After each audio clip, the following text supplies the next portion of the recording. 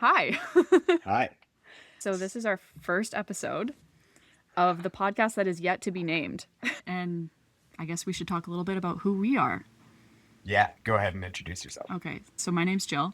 I am a very mediocre CrossFitter. That is the joke that I like to say.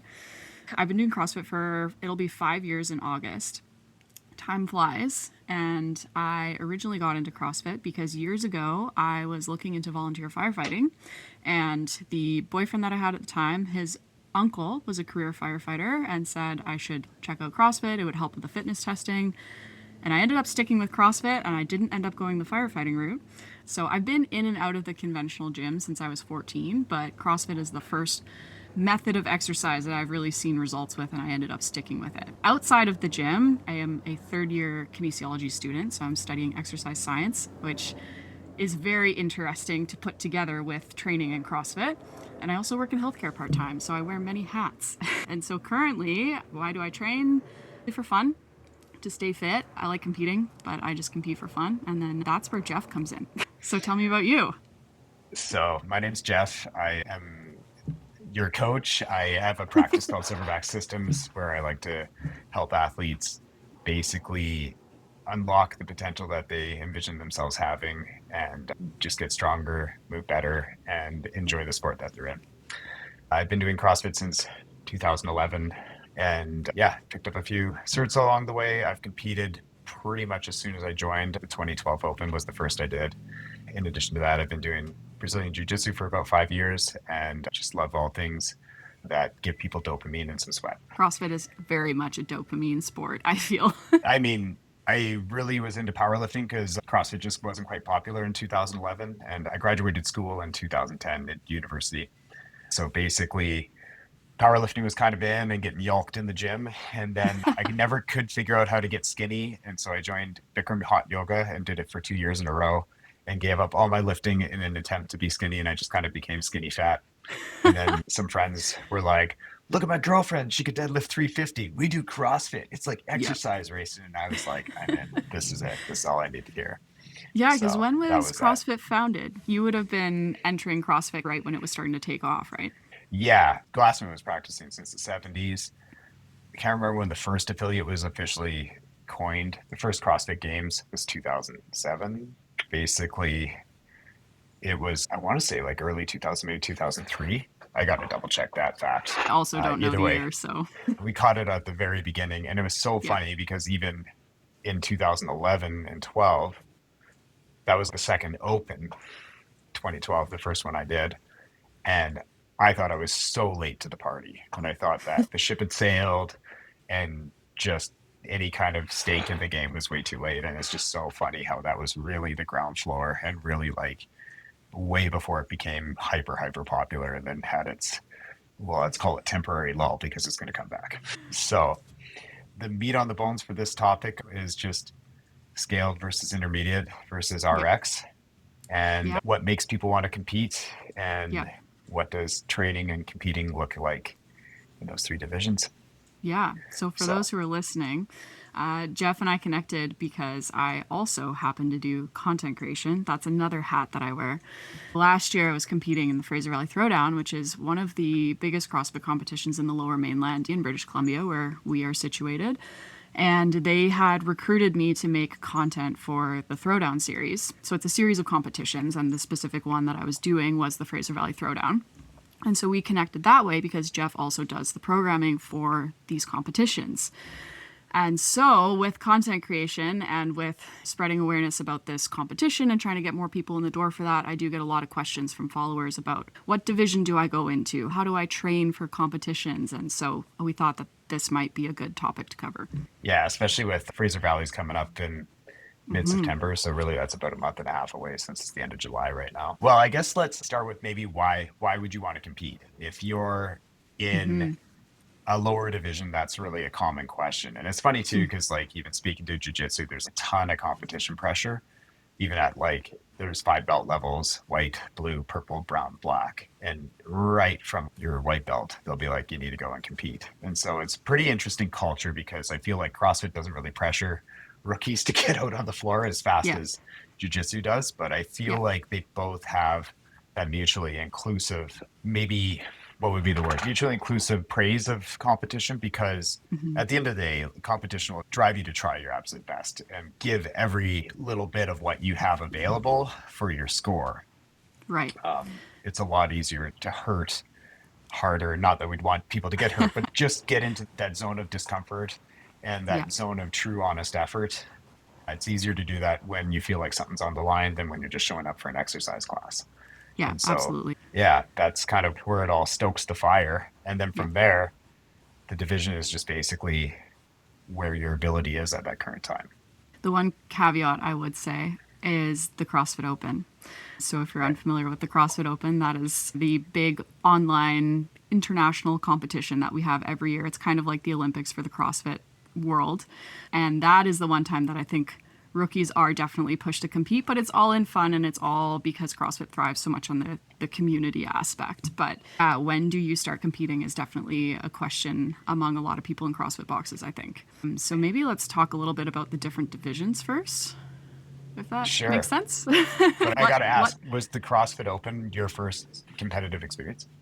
Yeah, I think so. I think it was. And I think I remember being a beginner CrossFitter and not really knowing what it was all about and not knowing why it was so popular and what the hype was. And then doing my first open and seeing all of the community members come together in the gym and then being like, oh, okay, this is what it's all about. Because even though it's online primarily, all of the gyms do the CrossFit Open together. Everyone does the same workout, which I think is the special thing about it. Everyone across the world will do the same workout. You'll do it within your gym, but you'll do it with all of the members together, and everyone is there cheering each other on, and you're pushed a little bit more than you would be in a regular class. And what is the saying that they say about people getting PRs in the open? The magic of the open. And then Yeah. that refers to a lot of people are pushed beyond their limits, and it allows them to get, maybe they've been working towards their first pull up or they've been working towards a certain weight for a certain lift. And it's just that little bit of encouragement from the other members in their CrossFit community that allows them to get that during the open. So that was, I think, a little bit of a light bulb moment too into, okay, this is what CrossFit's about and this is why we like to compete. So Yeah. This is why it's more special than a Zumba yeah. class. What year was your first open? Oh, what year are we in now? 2026? So probably 2021? The 2021 Open was the I first one think so, because I with wall started. walks and double unders.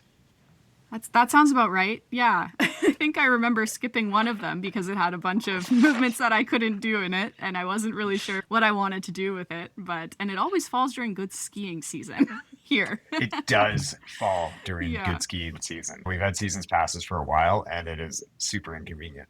Yeah. Okay, yeah, that's fair. My first one was 12.1. And everybody was pressuring you to sign up. And it's like, it's just 20 bucks, Yeah. just pay the 20 bucks, sign up, and then you're on a scoreboard and you get to compare yourself around the world. And I was like, all right, all right, all right. I'm Yeah. brand new to it. I'm maybe 6 months in.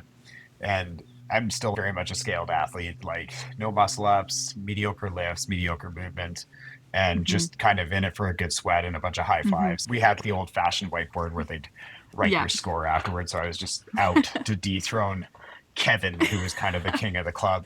Yeah. And so it's finally there, and we're all watching the open announcement, and it's getting YouTubed in. And it was a 7 minute AMRAP of burpees. Oh my gosh. I was like, this is it? This is the thing? That's your introduction to Super the CrossFit unimpressed. Open. That was That's it. That was awful. my very first open workout was Oh 7 minutes of no. burpee. And yeah, you had to touch a target. So it was either like a ring or a wall tape or something like that. Yeah. Yeah, just 7 minutes of burpees.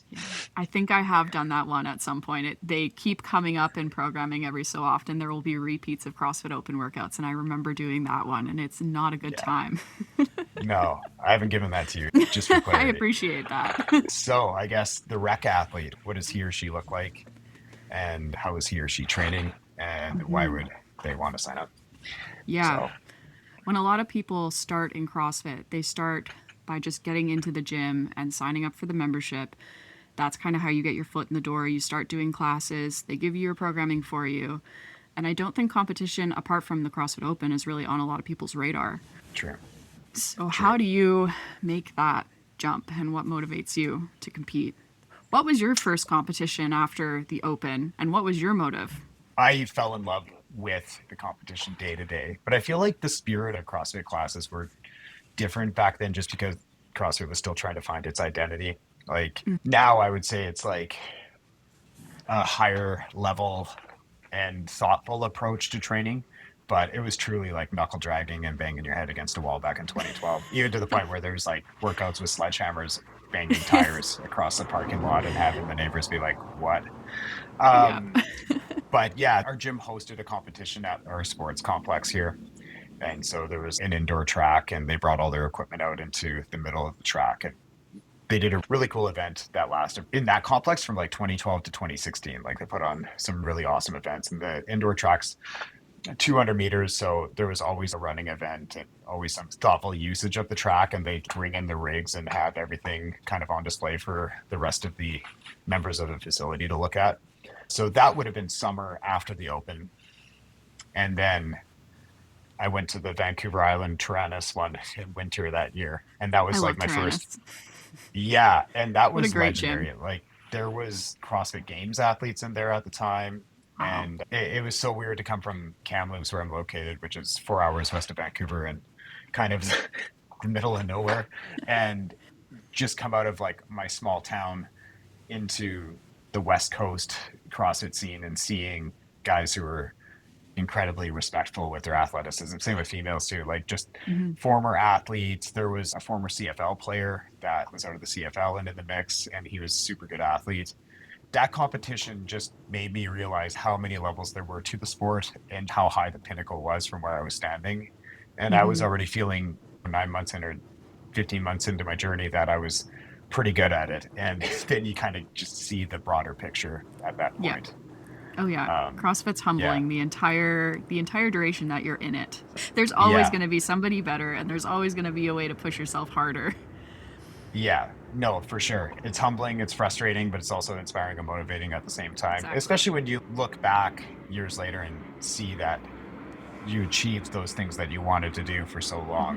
Hmm. So the recreational athlete, I guess, would likely not be lifting very much weight, Hmm. and they likely wouldn't have all the skills. It's such a broad skill sport, from gymnastics to even weightlifting in general. Hmm. The recreational athlete is likely just doing their 3 to 5 class wads a week and not taking any supplemental training or programming. That's how I started. I was in classes when I did my first competition, and that was totally okay. And the first comp I ever did was a scaled trio for women's. And so it was just myself and two girlfriends. And we went in and we had a great time, and none of us could do double unders, and that was okay. And it was great, and we came second in our That's division. sweet. So, yeah, it was a really good introduction to competing. But I do think if you want to get the competition experience, but you're only doing classes, that should never deter you. There's a place for everyone at most CrossFit competitions, unless if you're really maybe elite athlete at the games. But when we're talking about local competitions, there's a space for everyone there. Yeah, it's funny from the programming perspective of those competitions too. Like the lower divisions are the ones that I probably put the most thought into. Yeah. I don't really view them as competitors so much as customers, where I want them to have Mm-hmm. an experience that they're going to want to return to, and they're going to want to take something away from that weekend that's going to positively motivate them to go and maybe level up to the next division, or inspire them to put in some extra sessions and chase some of the skills that they Mm-hmm. didn't quite think was like a reality, but it could be if they work for it. Absolutely. And I think, especially at a scaled level, competitions are a really good way to figure out where you're lacking and what skill you want to work towards next. Because I think in classes, that doesn't always come out as obviously. Maybe you have an idea of kind of where you want to go, but competition will really drive that home. This would be a cool place to slide in. A really good book that I read was called The Language of Coaching, and it's written by Nick Winkelman. And so he has a diagram called the 3 P's of performance. So pathway, position, power. The position being mobility, and do you have the ability to enter into a position? And Right. so for a recreational athlete, they likely only have maybe one of the P's. And so if Mm-hmm. you're a larger athlete, you'll likely have power, but you might not have nice mobility or nice Mm-hmm. movement. If you're a smaller athlete, then you'll likely lack the power, but you might have a nice movement pattern. Like we see those smaller athletes that pick up gymnastics really quickly just because they're lightweight and body weight isn't a concern to them. And so they do their ring muscle up in the first 3 to 6 months. Like you get those Yep. teenage boys that can do that. And it's frustrating for members that have been there for 2 to 3 years or longer who can't do that still. And so that would be kind of one perspective, is maybe they only have 1P. And then also from a coaching perspective, you might have two athletes who are able to run the same mile time, but the larger athlete is relying on the power, and they might not necessarily have a nice running stride. And so either that might be due to ankle mobility and just not being able to get their running stride into the right position, or it might just be due to the fact that they're not picking up their knees and pumping their legs in a pattern that's quick. And then you might get a similar recreational athlete who's smaller that has the nice positions but doesn't have the power.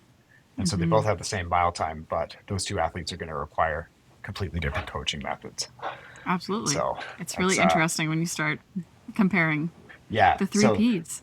the 3Ps, and just creating a division where you might have athletes that only have one piece of that pie available, and how would you make that division fair for them is kind of something that, from my lens, can be a little challenging.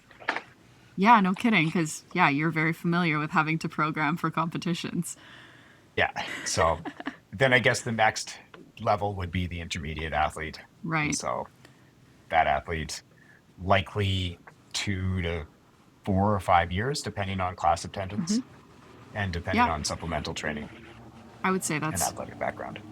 personally accurate. I think I was, when I entered into intermediate from scale, probably had been doing CrossFit for 2 or 3 years, probably 3 years.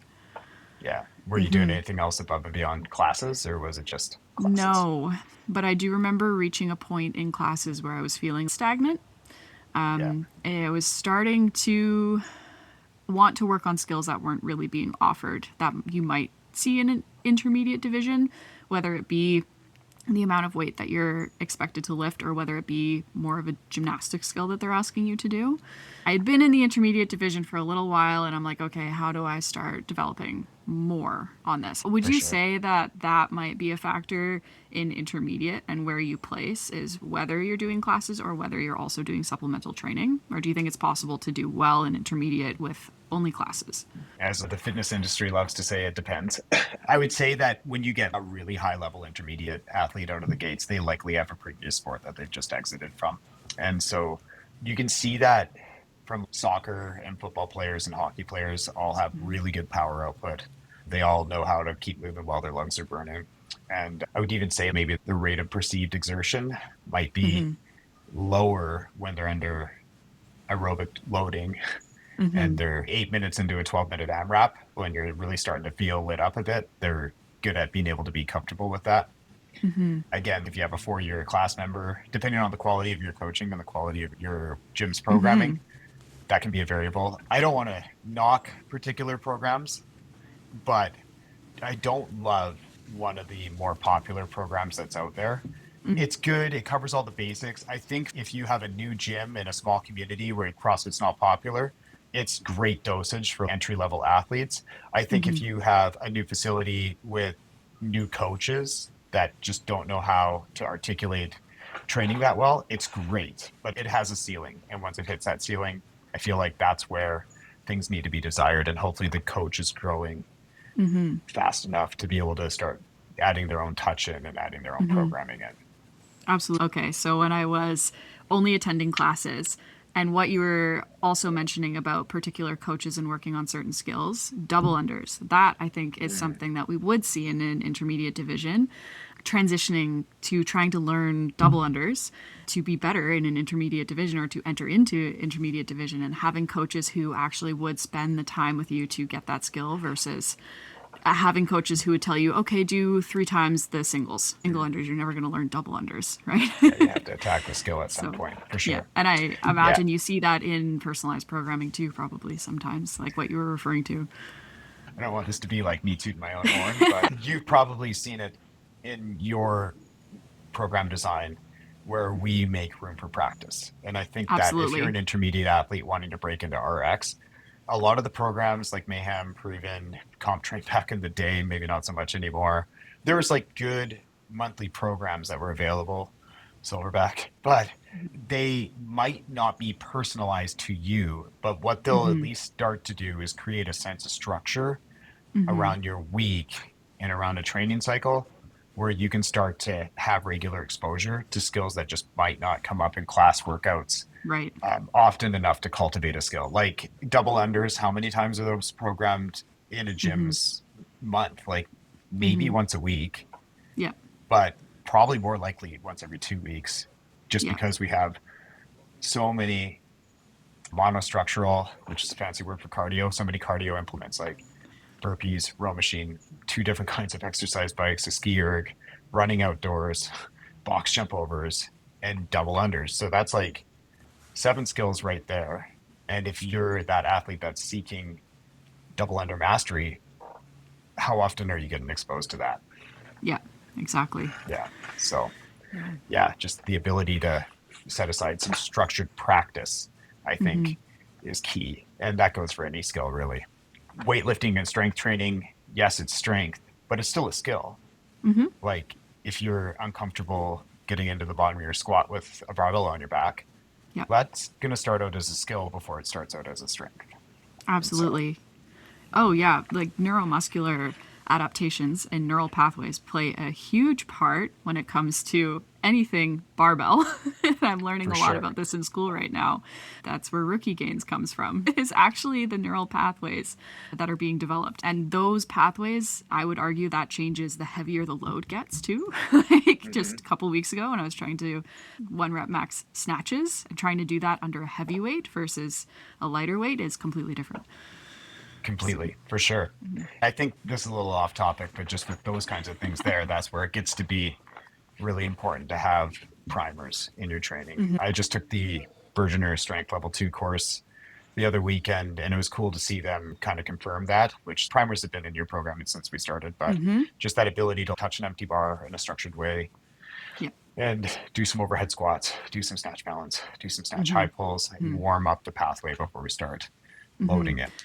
The one thing that I do really appreciate about your programming is all of the ways that you pick apart lifts because I find that you might not get that in classes depending on who does your programming at True. your gym. But one thing that I have found that has made a difference in personalized programming is the way that you will dissect a lift. And I feel like picking it apart into pieces and doing all of those drills consistently builds those pathways better and you learn the mechanics of it in a better way.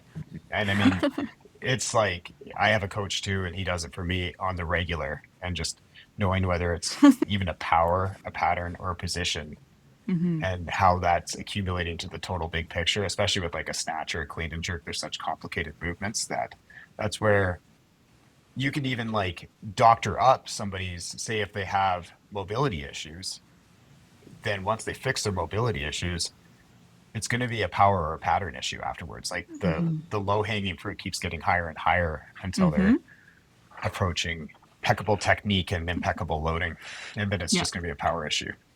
Keep raising the Yeah, bar. keep raising the bar. And it's funny too, because like watching the intermediates in competition, they're really fit, and their VO2 and their power output, especially the podium winners. Watching the podium athletes of Fraser Valley Throwdown last year win, they were really impressive. And the only thing that was different was just like their skill acquisition. But Mm-hmm. if it was just an unskilled workout, say wall balls and burpees, they would be giving RX athletes a run for their money just Yeah. because they can hurt just as bad and they can do these unskilled movements almost as well. I think intermediate is one of the most fun divisions to watch because of that. You'll have Mm-hmm. athletes who will have certain skills. Maybe you'll have one athlete who's really strong in gymnastics and another athlete who's really strong in their lifts. And Yeah, the athlete who's strong in gymnastics will win the heat for the gymnastics workout or predominantly heavier gymnastics workout. But then alternatively, their competitor might win the 1 rep max or strength it's true. complex. So I guess that goes to say for every division, but I think it especially stands out in intermediate and it just makes it more fun for the spectators to watch as well. Yeah, and that was kind of what it was like competing back in the early days. They didn't actually have divisions. It was just like RX or bust.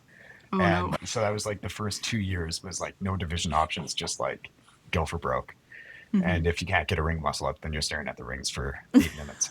But it was cool because you did see those heavy athletes and those light athletes. And you even saw it at like the games level too. Like Camille LeBlanc Bazinet, who won the games, I think in 20, she was like the Canadian jewel, prior to like Emily Rolfe and Emma Lawson. And she was a gymnast specialist and awesome at it. But you could still see like a gymnastics specialist get to the top of the sport and get a championship. Whereas now it's Hmm. so general. Like you have to have Hmm. everything. Even Amy Kringle this weekend Hmm. won a deadlift, won a trail run, won a skills workout. Like the broadness of her dominance was so impressive. And that's just something that didn't exist 10 years ago. Like we still had specialists. Cody Anderson in the field's another notable gymnast. There was a muscle up biathlon, I want to say in 2013 or 2014. And I want to say it was like 18, 15, 12 muscle ups for time. It was like 18 and then run 400 meters, 15, run 400 meters, 12, run 400 meters time. And for every break, you had to run 400 meters. So Gosh. he was the only athlete that went unbroken. But now, if you look at the men's field, you'd see a lot of unbroken muscle ups out of that, even out of Hmm. the strength athletes. Hmm. Like I bet you Dallin and Hopper would be able to do. They're large Hmm. athletes and they'd be able to do it. You'd see quite a few women be able to potentially do that unbroken as well. Yeah. So, yeah, Wow. the specialists were exciting, but they're Yeah. now only in the intermediate. Okay. So we've covered scaled or recreational. We've covered intermediate. Let's talk about the RX athlete. What might their Yeah, training look like? And how does that differ from maybe intermediate? the RX athlete of today is likely doing almost no classes. They might do it just to participate once every 2 weeks to a month if they really like their community, but likely they are doing their own thing. I think that before the pandemic, you would see a lot of athletes doing mayhem and proven and other kind of camp programs, brute strength, training think tank, Hmm. and doing programs. But now I definitely think that just kind of based off what I've seen and heard in the last 2 to 3 years, it's very custom program orientated now. And so choosing a good coach. And for the longest time, I resisted this, even up until Fraser Valley last year. I had people reach out asking for coaching before I decided to take a go at it. And I was like, what? Why wouldn't you just do a program? Like, I make a program. Here's a program. Yeah. Like, why would you need to pay all this money for it? And yeah, it's pretty notable. Like, trusting your athletic journey into a good coach who understands you and challenges you in positive and meaningful ways, I think is massive. And I would say, as a firsthand experiencer of it, I've had a coach for the last year and a bit. I probably had more aha moments and more value in my 15-year training journey in the last year than I had in the previous 14. So it's pretty incredible. I was skeptical before I got into it. I'm a true believer in it now that it's a pretty incredible part to be able to have somebody you can trust with that journey and just see how much difference it makes both in your experience as an athlete, but also in your experience as a coach. Like there's so many things that I Hmm. call people on now that I had no idea existed because I'd never been called on that before. And Yeah. so it's really valuable. Yeah, it's funny. I'll Yeah. get my programming from you now and I'll read it out like when my friend Steph was training with us today and I'm like, oh, no kickstand for my split jerk. I'm like, Jeff's calling me out. Yeah. But yeah, That's right. having a coach who knows, for lack of a better word, your weaknesses and what you need to work on and then working on that with you is just going to play on exactly what you were saying about generalizability and being all around, having all modalities. That's going to serve you really well in an RX division. Yeah, I agree. And I mean, like, I think that even with regards to supplemental programming or following a general program, something's better than nothing. Hmm. And at the minimum, they're exposing you to practice. And so you'll be hopefully exposed to chest to bars once a week or higher level gymnastics like muscle ups and, crossover double enders and those nuanced skills. You'll get to touch them more than like once every blue moon. And then more importantly, I would say I personally did comp train, mayhem, hard work pays off. And this isn't like in the span of a week or two. It's like over the course of about like 8 years. I tried training think tank and then I tried functional bodybuilding. Wow. But all of those programs have meso and macro cycles of strength training. And so Hmm. they're all doing progressive overload. And even though it might be like arbitrary percentages, it's still structure. to some degree. And it Yeah. might not be specific to you, but it should still in practice work for most people unless there's some kind of like nuanced piece that you would need a coach to identify, like Yeah. a tracking error in the way that your squat pattern is. Yeah. Absolutely. So maybe this is a silly question, but would you say it's absolutely necessary to have supplemental training to be competitive in the RX division? Yeah, it's required. And I Yeah. mean, by supplemental training, I mean you're just doing something that is Yeah. unique to you. Yeah. And you might get some people that can survive in the RX, but I don't Yeah. think that they would do that well. Yeah. Yeah. The reason why I ask that is because I do get questions a lot of the time, primarily women, because most of my following are female, but I get a lot of questions about when do you make that leap to work with a coach, whether it be a remote coach or maybe you have a connection with a coach in the gym that you go to. When do you Yeah. take? And I would say maybe if you're thinking about wanting to go from intermediate to RX, that's primarily why you and I connected, I think. So, Yeah, for sure. yeah. I mean, honestly, if I could have a do-over, I would do it like years ago. For me connecting with my coach, I think it would be just a matter of as soon as you start to care, then it's probably time. And by that, I mean, like, if you go to a competition and you're rattled that somebody passed you in an event, or you're rattled that you made a mistake, or you're rattled that you didn't podium, then it's time. Because all that's doing is building frustration and maybe self resent or maybe outward resent, like you don't like that person because they beat you. And sometimes that pettiness cultivates. I've experienced it myself. And that negativity doesn't do you any favors for productive progress. And it doesn't do you any favors to be a good sport in your community on the competition floor. And if you look at really good champions, just the way that they conduct themselves, they're humble, they're not yahoos, and they just work super hard. And so I Yeah. think that as soon as you start feeling those nagging emotions around Yeah. something that you love, like you wouldn't compete if you didn't love it. And so Yeah. you're doing this labor of love to begin with. And as soon as you start feeling nagging emotions around it, then that's time Yeah. to take a look at either some sort of supplemental programming or getting somebody in your corner to help support you with that. Absolutely. Yeah. Yeah, for me personally, I just found I was hitting a plateau with classes. Like I got to a point where bar muscle ups, I was like, this is a skill that I want to get, and we don't work on them in classes. And then eventually I got a bar muscle up, but then it became ring muscle ups, and I was like, Yeah. okay, these are skills that we aren't working on in class programming, and it makes sense because they have to cater to the majority of their members. The For sure. members aren't popping off ring muscle ups in classes. Like Yeah. that's just not feasible. But you do get to a point where you hit a bit of a plateau with class programming and it becomes beneficial. Okay, now I need someone who actually understands my goals and has the Yeah. skills and the knowledge to help me achieve those goals. And then obviously the drive to compete. I feel like every CrossFitter has a bit of that in them. Yeah, I think so too. And I mean, like, really, if you're just even a little bit type A and a little bit like Yeah. care about the work that you put into something, Yeah. then I mean, it's funny though, because you don't have to, it's really whatever you get your dopamine from. Like, for example, I know there's levels to rock climbing, but I will never be frustrated at myself for not making it up a level 4 wall. Like, True. I'm spread too thin to Yeah. get the dopamine out of being satisfied by that. But I totally Yeah. understand why people love that. So if Yeah. this is a pursuit that gives you the dopamine to really care about that kind of thing, then yeah, that would be the time for supplemental training. It is Yeah. interesting though, because maybe it was pride or maybe it was ignorance or maybe it was just spending so much time in the sport. You kind of hit this level where you think that you've learned it all too. And I'm guilty of this. Self-diagnosis, it was really difficult to be able to like keep edging my own athletic journey up while I was steering the wheel because I was doing my own Yeah. programming for a couple of years. And it's just like, as soon as I outsourced it to a coach, I was like, oh my gosh, I've been Whoa. wrong about this, and this whole Yeah. time. And so it's pretty nice to just get course corrected and not have to overthink. There's a lot of FOMO in CrossFit where you're like, Yeah. oh, that looks cool. I want to try it. And that might be really disruptive to a good training cycle if you're just jumping around. And so it's difficult to kind of stay focused and stay locked into something when there's so many attractive approaches and ideas and movements and pieces to kind of distract you along the way. So even having somebody that you can trust your training journey with to be able to kind of call foul on that thing is really important. To summarize, we have the Yeah, skilled athlete or recreational athlete. Maybe they want to compete for fun. That's where I started competing for fun. for sure.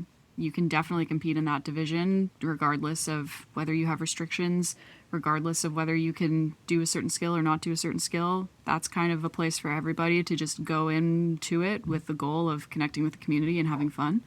And then beyond that, we have the intermediate division, which maybe you're doing classes only, maybe you have some extra training for that. You can kind of, would you agree? Yeah, I think so. I did work with a client who had like four different programs going at once. Wow, that's a lot. And she was just like, it is kind of what I was just describing, where she was trying to self diagnose and Yeah, navigate everything that she felt inadequate at. yeah, And so she basically outsourced weightlifting, was doing class wads, outsourced yeah. gymnastics, and had like a running program. And just that kind of Wow. overload of trying to do it all Yeah, wasn't conducive to good success either. So she stayed intermediate yeah, essentially because of like paralysis by analysis. So that would be another thing where like being able to yeah, have somebody who can like just narrow it down and yeah, create some focal points will help with that. absolutely. So she Yeah, actually is training less and getting more productivity out of it. yeah. More focus can help you in the intermediate division and RX, absolutely. Yeah. And then we get to a point in intermediate where maybe we want more skills, or as you were saying, there's emotional play into it. You've really got the competitive drive, and then that might be the time to branch out and contact a coach and kind of get on your own training plan, go into Yeah. the RX division. I'm just trying to think if there's any like class only RX athletes that I know. I can't think of any off the top of my head. Yeah. Unless they have Yeah. like a prior sport. Yeah. They started Say, CrossFit as a teenager and they've done it for like 10 years. yeah, gymnasts, I think. Yeah, for My sure. brain immediately goes to Mal O'Brien, who was a competitive gymnast for years and For then sure. got into CrossFit young. When you True. said prior sports, that's who popped into my brain. Yeah. Yeah. I agree for sure. You can just tell who has even a gymnastics background as a kid, the way that they organize their body. Yeah. Oh, Even yeah. in jujitsu as well, you can see who's a former gymnast and you can Yeah. see how well they can navigate physical cues and adherence to coaching instructions and things like that. And those are all Yeah. things that factor into how well you do in a CrossFit class. Like, Yeah. yeah, Great. Hopefully that clears yeah, up some questions about what division to go into, when to go into what division, when you might want to consider additional training outside of classes, or maybe entirely your own programming. yeah, I think so. Do you have a list of questions that your audience has been requesting here? That was the big one, was I think Really? when, yeah, yeah, a lot of the girls that I chat with via social media are asking about divisions and then what my programming is and when to work with a coach. So, Oh, sweet. because yeah, personally, for me, it was just hitting the plateau in classes and realizing, Yeah, okay, I need something additional. And I tried HWPO lift because I thought maybe I could strengthen my lifts a bit. And that was a great program. It was just a lot of volume for where I was at that point in my life. oh, So I did yeah, that for a couple months. And then the gym that I was at, they adopted Brute programming and I loved that. So I did that for a yeah. little, but it was a great program, but it wasn't personalized. And I think I needed that. I needed someone to kind of watch what I was doing. A red So, flag that I should probably warn your audience about is the advertisement of one-to-one coaching giving out templates. And I don't know if naming names or naming camps would cause any kind of like legal issues, but yeah, I would say that the large camps in the space right now are charging big money and yeah, giving out templates. And yeah, it's like the camps that you know, you love, and you respect, and they have good leadership behind. So, yeah. yeah. Yeah, I've seen that personally, unfortunately, too. And it's same thing. I don't want to name drop, but I have Oh, seen yeah. coaches give template programs for and sell it as if it is personalized to one of their Yeah. athletes, but then give the exact same program to another athlete. Yeah. Yeah. So And that's I've seen something to that watch out too. for. Four athletes that I know through the grapevine, all paid for a personalized coach, and then they all are different athletes, and they showed up to open gym, and they all had the exact same program. So it wasn't even like Oh, this is my strength track, this is my yeah. gymnast track. It was like, yeah, there was like Oh no. two gymnasts and a strength guy, and they all had five Yeah. by five back squats or something like that. So that's something that I would just caution anybody about Yeah. is just making sure that they're actually getting connected. I had another client who paid for personalized coaching, and her coach didn't even give her open strategies or quarterfinal strategies, which I think, like, at the minimum, if you're giving out a template, you could at least do some good Yeah, customer service and create a good strategy with your athlete. Yeah, absolutely. well, red flags unfortunately Yeah, exist in the industry, and it's too bad that they're there because they give yeah, other coaches a bad rap. yeah. Yeah, It's the same with every profession. There's always things to look out for. yeah, that's true. That's a good point. Yeah, good quality coaching definitely goes a long way. I can speak from experience. Just the other day, my boyfriend and I did a high rocks workout. And Yeah, he, after the fact, he's like, "You did so well on that." He's like, "I haven't seen you do a long duration cardio piece in a while." And he's like, the last time that we had trained a long duration cardio piece, he's like, "Normally you're like huffing and puffing by the end." And he's like, "You did great on that. The visible difference." I was like, "Thank Jeff." Like, he taught me how to pace myself. So I do the work. What was the piece? Did you get it into Vancouver was High Rocks? I've always debated doing high rocks. It's never say never, but it always falls right when I have final exams. So it's just a really crappy timing for me. But we did a high rocks class just because he's at Tyrannus, actually. So that's what they had that day. And it was a partner workout. He didn't want to do it with someone he didn't know. So Oh, he sweet. talked me into going with him. And That's it cool. was 3 12-minute AMRAPs, max calorie machine each, and then you switch off. So the first part was a 200-meter run. You switch when the person gets back from the run. The second part was you switch every 25 wall balls. And then the third part was you switch every 15 burpee to plate. So we skied for 36 minutes. I can't say I would recommend that, but it was definitely one of those workouts where now that I've had experience with your programming and you've shifted my mindset into, okay, how do I pace myself on this? Not every workout is a sprint anymore. Yeah. So I was able to adopt that for that workout and it served me well. It's funny because everybody says it, I think, too, of like, don't shoot out like a rocket ship, like just Mm-hmm. slow down. But yeah, it does take some time to even adhere to that. And honestly, I thought I had a good grasp of pacing myself, and I would count my reps per minute, and I would EMOM strategies, and I would Yeah. do all the things that I'd heard and read about and seen over the years. And yeah, it was the same thing with my coach, where he was just like, Yeah. you should just be able to feel it out, and you should Yeah. be able to move at a sustainable pace. That's Yeah. something that you should be able to do. I feel like that's another thing that you get from personalized coaching. You guys have the time and the experience, and that's huge for people who might not have the experience yet. Yeah. You have little pieces of advice that you will give that I would never have thought of, but you could only get from being in the sport for a while. Yeah, it's true. I think, I don't remember what the specific was, but one of the open workouts that had burpees in it. I was like, I had never thought of the strategy that you gave me, and I never would have thought about it. But because you've been doing CrossFit for longer than I have, obviously, you know these Was things. it doing a burpee every 5 seconds or? Yes, that's what it Yeah. was. Yeah. Sweet. Well, should we call it there? Do you have any final thoughts or closing thoughts? Not that I can think of. I'm curious to know feedback. If anyone does have any questions, feel free to reach out because we can absolutely address them next time. If anyone has questions about divisions or training with a coach or competing for the first time, let That's us right. know. Fraser Valley Throwdown's coming up and registration hasn't closed, so there's still time to get in on that. We are stress testing all the workouts right now. It's July. It doesn't launch until September. Yeah, And that is, I literally have my Google Drive document open. I've been looking at it it's so for the last exciting. week and a bit here, just trying to get it dealt with. I've sent it out for testing and stuff like that too, and getting testing feedback and just trying to make sure that Amazing. we're going to have a good Yeah. event again. It was really fun last year. I'm looking forward to it. Yeah, I'm nervous. I want to make this one really good. I feel like there's some things last year that could be a bit better. And so I'm really wanting to just make it for the best comp in Western Canada. Awesome. If anybody has any podcast name suggestions, we're all ears. Oh, yeah, we need podcast name suggestions.